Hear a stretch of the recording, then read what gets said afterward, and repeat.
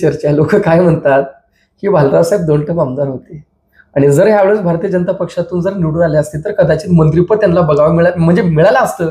त्याच्यामुळे भालेराव साहेबांची कोंडी करण्यात आली असं लोकांचं म्हणणं आहे. तर तुम्हाला काय वाटतं? अगदी सत्य आहे, अगदी सत्य आहे, तेच त्रिवार सत्य आहे. परंतु या ठिकाणी मी माझ्या उदगीर मतदारसंघातल्या जनतेचे मी माझ्या चामड्याचे जोडे जरी करून त्यांना घातलो तरी ते उपकार मी विसरू शकत नाही. कारण 2 वेळा मला भारतीय जनता पार्टीचा आमदार त्या ठिकाणी केलं. एक वेळेस तरी मराठवाड्यामध्ये फक्त 2च आमदार निवडून आले, त्यामधला मी एक आहे. आदरणीय लोकनेते गोपीनाथराव मुंडे साहेब त्यावेळेस होते, त्यांच्या घरात पंकजाताई आणि दारात सुधाकर भालेराव, अशी परिस्थिती होती.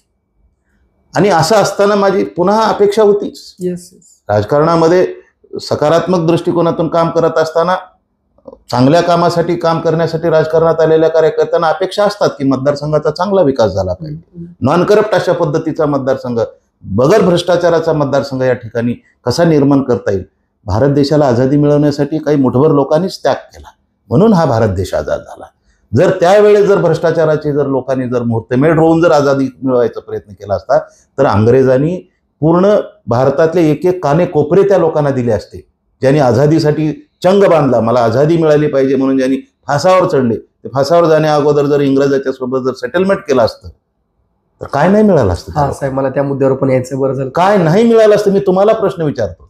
परंतु नाही, हा भारत देश, ही मातृभूमी, ज्या मातृभूमीमध्ये आपला जन्म झाला त्या मातृभूमीशी आपलं काहीतरी देणं लागतं आणि हे जीवन पुन्हा येणार नाही. या जीवनाचं मध्ये जर चांगलं सत्कर्म जर करायचं असेल आणि चांगल्या गुणानं जर आपल्याला संपन्न होऊन हा भारत देश आझाद करायचा असेल, सर्वांगीण विकासासाठी या ठिकाणी काम करायचं असेल, म्हणून त्यांनी हा भारत देश आझाद करण्यासाठी आपल्या प्राणाची आहुती दिली आणि हा देश आझाद केला. म्हणून राजकारणामध्ये सुद्धा सगळेच लोक करप्ट, सगळेच लोक भ्रष्टाचारित असतात असं नाहीये. मी अटल बिहारी वाजपेयी प्रधानमंत्री असताना त्यांचा मी प्रवास बघितलेला आहे. त्यावेळेस मी भारतीय जनता पार्टीचा त्या ठिकाणी अभ्यास केलेला आहे आणि भारतीय जनता पार्टीमध्ये एका मतासाठी प्रधानमंत्री पदाचा राजीनामा म्हणजे त्यागपत्र देऊन सत्ता सोडून त्या ठिकाणी अटल बिहारी वाजपेयी सरकार सोडलेलं आहे.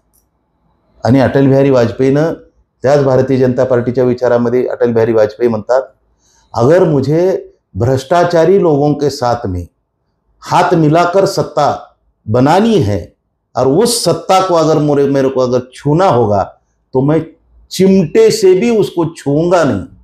अशी नीतिमत्ता असणारी भारतीय जनता पार्टी आज आहे का? हा फार मोठा प्रश्न आहे, फार मोठा प्रश्न आहे. मग भारतीय जनता पार्टी